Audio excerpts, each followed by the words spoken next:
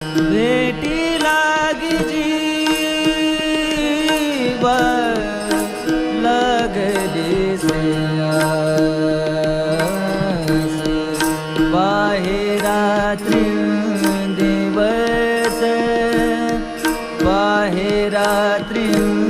दिवस वाट तुझी भेटी लागी जी